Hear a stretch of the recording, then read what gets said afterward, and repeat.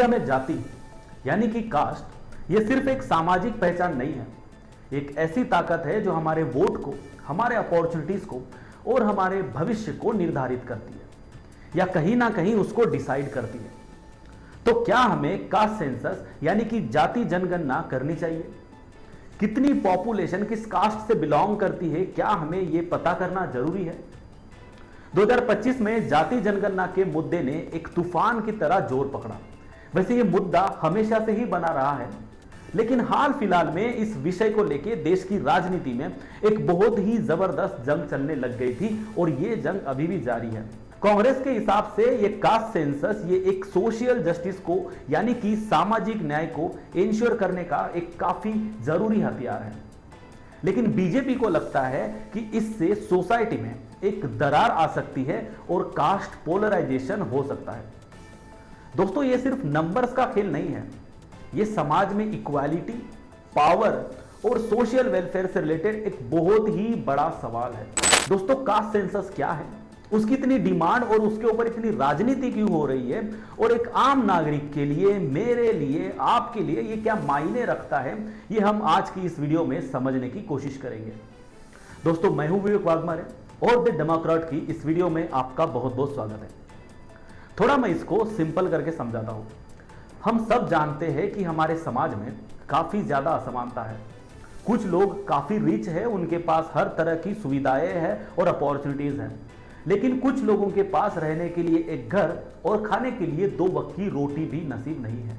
लेकिन दोस्तों, यहां सबसे जरूरी बात जो समझने वाली है वो ये है कि ये लोग जो है, जो बहुत गरीब है, पिछड़े हैं, कौन है ये लोग, कहां से आते हैं? इंडिया के सोसाइटी का अगर हम थोड़ा इतिहास झांक कर देख लें तो हमें समझ आएगा कि कुछ पर्टिकुलर कास्ट या ग्रुप के लोग हमेशा से ही पीछे रहे हैं और कोई पर्टिकुलर समाज के या जात के लोग हमेशा से ही पावरफुल रहे हैं, और जात के आधार पर समाज में रिसोर्सेस यानी कि संसाधनों का और लाइफ की अपॉर्चुनिटीज का बंटवारा हमेशा से ही होता आ रहा है, जिस वजह से कुछ कास्ट के लोगों को ग्रो करने की और लाइफ में आगे बढ़ने की अपॉर्चुनिटीज मिली, लेकिन कुछ कास्ट को ऐसा कोई मौका नहीं मिला, क्योंकि जात के आधार पर इंसान का प्रोफेशन यानी कि उसका व्यवसाय डिपेंड करता था और किसी जाति में पैदा हुए उस इंसान को वही काम करना होता था।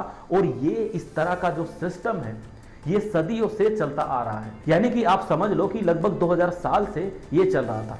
और अभी जब भारत आजाद हुआ और देश में कॉन्स्टिट्यूशन लागू हुआ, तब से इस सिस्टम को डिसमेंटल यानी कि उसको खत्म करके सभी को समान अवसर और सभी को समान ट्रीटमेंट बिना किसी भेदभाव से मिले और इंडिया में एकता, भाईचारा और सामाजिक न्याय को जल्द से जल्द लाया जाए, यही हमारे भारत की संविधान का उद्देश्य है। लेकिन यहां यह भी समझना जरूरी है कि जो सिस्टम हजारों सालों तक लोगों के जहन में बैठ गया, वो सिस्टम यानी कि कास्ट सिस्टम इतने इजीली, इतने जल्दी जाने वाला नहीं है। आज भी कई हम गरीब लोग देखते हैं या पिछड़े हुए लोगों को देखते हैं, और अगर आप कभी उनकी जाति जानना चाहो तो आपको समझेगा कि इनमें से ज्यादातर लोग वही है जिनकी जाति हमेशा से पिछड़ी रही है। तो देखा, सिंपल सी बात है, अगर हम डॉक्टर भीमराव अंबेडकर जी ने बनाए हुए कॉन्स्टिट्यूशन और उनके विजन को अचीव करना चाहे, यानी कि समाज में समानता प्रस्थापित करना अगर चाहे, तो हमें ज्यादा फोकस उन लोगों पर करना होगा जिनको सदियों से पीछे रखा गया है।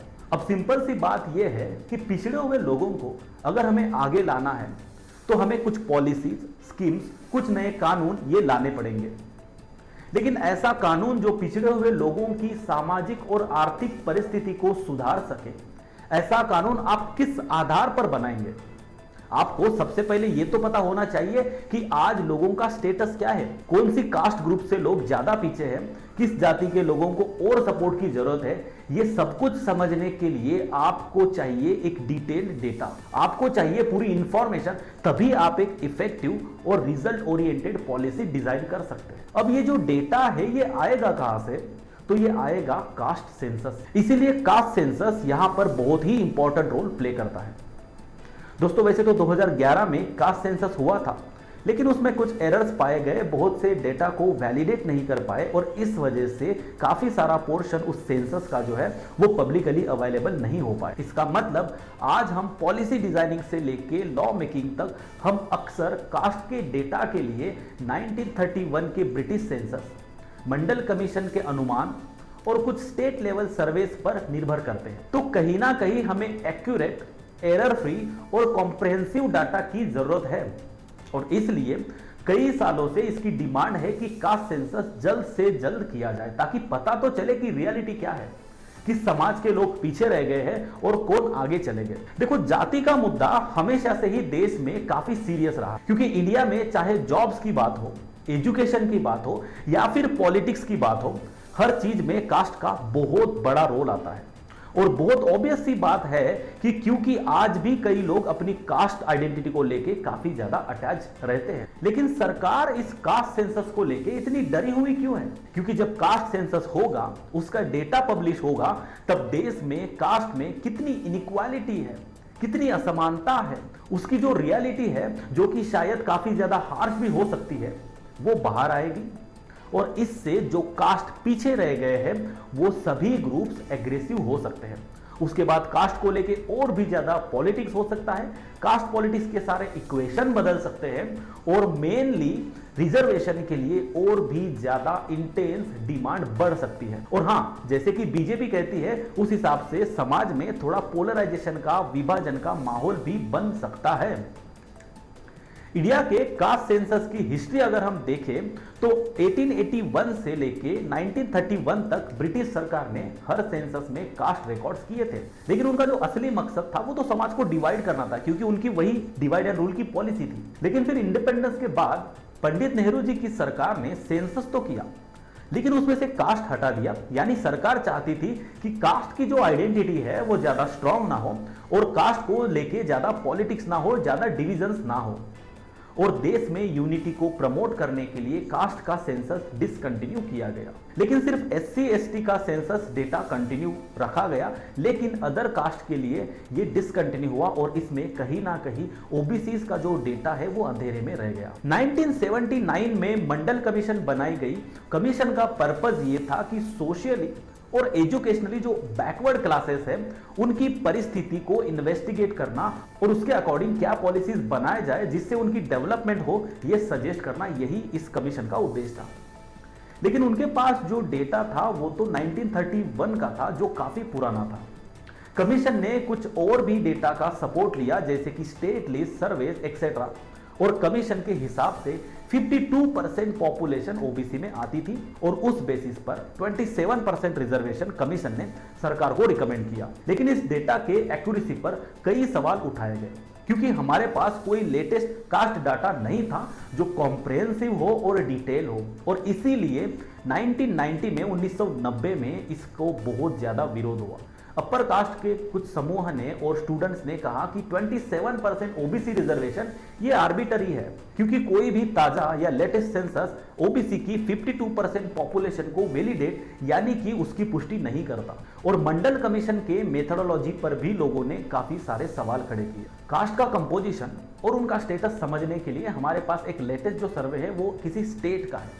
हाल फिलहाल में 2023 में बिहार ने कास्ट सेंसस कंडक्ट करके उसका जो डेटा है वो पब्लिश किया और वहां से हमें कुछ शॉकिंग कर देने वाले नंबर्स मिले। अब इसको अगर हम एनालाइज करें तो हमें समझ में आएगा कि कास्ट सेंसस का जो डेटा है वो कितना बदल चुका है, और अगर वो नेशनल लेवल पर, कंट्री लेवल पर अगर किया जाए तो हमें काफी सारे चेंजेस दिखाई दे सकते हैं। अगर हम बिहार के कास्ट सेंसस की बात करें तो उसमें 36% पॉपुलेशन जो है वो एक्सट्रीमली बैकवर्ड क्लासेस की है, 27% जो है वो ओबीसी की है, 19.65% एससी है और 1.68% एसटी की है, और सिर्फ 15% अपर कास्ट है। यानी कि सिर्फ 15% पॉपुलेशन जो है वो बिहार में अपर कास्ट है। यानी कि अपर कास्ट सरकारी नौकरियों में ओवर रिप्रेजेंटेड है, जबकि मुशाहर जैसे जातियां अंडर रिप्रेजेंटेड है। इस अपडेटेड और लेटेस्ट डेटा के आधार पर बिहार ने रिजर्वेशन 50% से बढ़ाकर अभी टोटल रिजर्वेशन जो बिहार में है वो 75% कर दिया है। तो बेसिकली जब हमारे पास लेटेस्ट डेटा रहेगा तभी तो हमें समझेगा कि किसे रिजर्वेशन की कितनी जरूरत है। इसीलिए 2025 के सेंसस के लिए कांग्रेस और इंडिया अलायंस मांग कर रहे हैं ताकि अफर्मेटिव एक्शन पॉलिसी जैसे कि रिजर्वेशन और वेलफेयर स्कीम्स को हम और भी ज्यादा एक्यूरेट और रिलेवेंट बना सके। लेकिन बीजेपी का कहना यह है कि इस तरीके का जो डेटा है वो विभाजन बढ़ा सकता है, सोसाइटी में डिवीजन बढ़ा सकता है। दोस्तों यहां पर और एक खास बात जो समझने वाली है वो ये है कि इंडिया में अपर कास्ट जो है वो सिर्फ 15% है, वही देश की राजनीति और ब्यूरोक्रेसी को पूरी तरीके से डोमिनेट कर रहे हैं, यानी कि केवल कुछ ही % लोगों का वर्चस्व है। लेकिन कास्ट सेंसस का डेटा आने के बाद इस डोमिनेंस को चैलेंज किया जा सकता है और इनका वर्चस्व कम हो सकता है। चलो अब समझते हैं कि कास्ट सेंसस यानी कि जाति जनगणना किस तरह से इंपैक्ट करेगी, कैसे ये हमारे समाज को, हमारी इकोनॉमी को और किस तरीके से हमारे देश की राजनीति को शेप कर सकता है, किस तरीके से ये हमारे देश की राजनीति को बदल सकता है।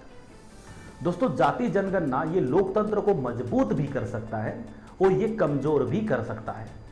एक तरफ ये इंक्लूसिव पॉलिसीज ला सकता है जैसे कि बेटर रिजर्वेशन, दूसरी तरफ ये कास्ट बेस्ड पॉलिटिक्स को और भी बढ़ावा दे सकता है जिससे कास्ट और कम्युनिटी बेस्ड वोटिंग और उसका जो परसेंटेज है वो और भी ज्यादा बढ़ सकता है।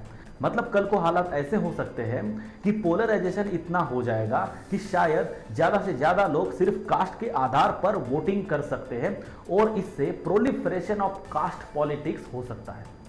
ठीक है, कास्ट सेंसस एक सेंसिटिव टॉपिक है लेकिन इसके भी तो कुछ सॉल्यूशंस होंगे। चलो देखते हैं कि क्या क्या हमारे पास इसके सॉल्यूशंस हैं। अगर जाति जनगणना करना है तो वो ट्रांसपेरेंट होना चाहिए, स्टैंडर्डाइज होना चाहिए। बिहार के सर्वे ने हमें दिखा दिया है कि डेटा कलेक्ट हो सकता है, पर 2011 के सोशियो इकोनॉमिक कास्ट सेंसस उसके जैसे फ्लॉज नहीं होने चाहिए, ये हमें इंश्योर करना पड़ेगा।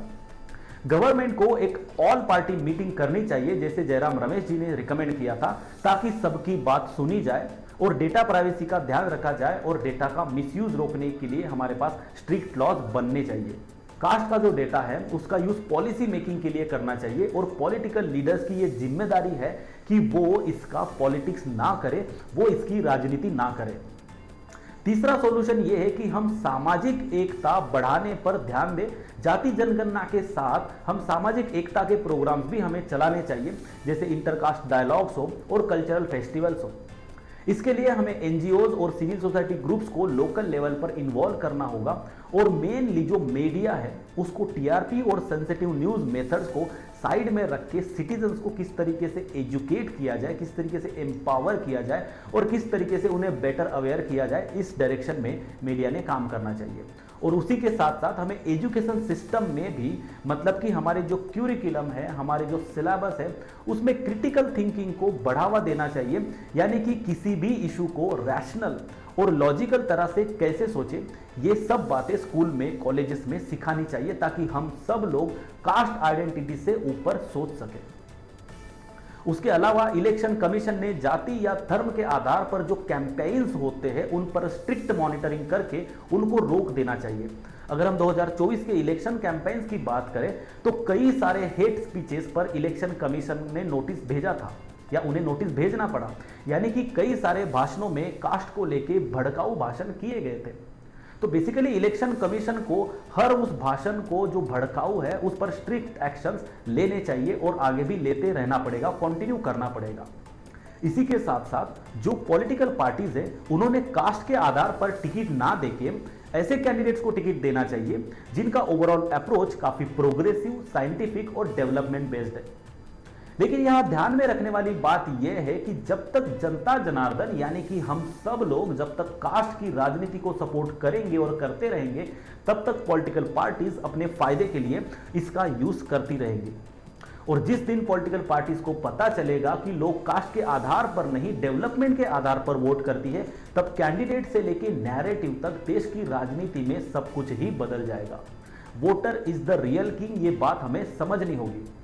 बाकी आजकल के जो युवा लोग हैं वो सोशल मीडिया जैसे कि ट्विटर, इंस्टाग्राम, फेसबुक, इन सब के माध्यम से पॉजिटिव डिजिटल कैंपेन्स चला सकते हैं जिससे लोग और भी एजुकेट हो सकते हैं और अवेयर हो सकते हैं और वोटिंग से रिलेटेड एक राइट डिसीजन सभी लोग ले सकते हैं।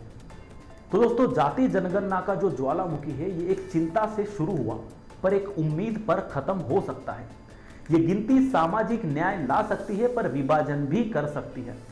पर शिक्षा, सामाजिक एकता और युवा की शक्ति से हम एक न्यायपूर्ण भारत बना सकते हैं। आइए एक ऐसे जनगणना का संकल्प लें जो ना तोड़े बल्कि जोड़े। क्या लगता है, क्या जाति जनगणना भारत के लिए नया रास्ता बनेगा? अपनी बात कमेंट में लिखिए और इस वीडियो को शेयर करिए। तो चलिए दोस्तों, मिलते हैं नेक्स्ट वीडियो में। तब तक के लिए धन्यवाद।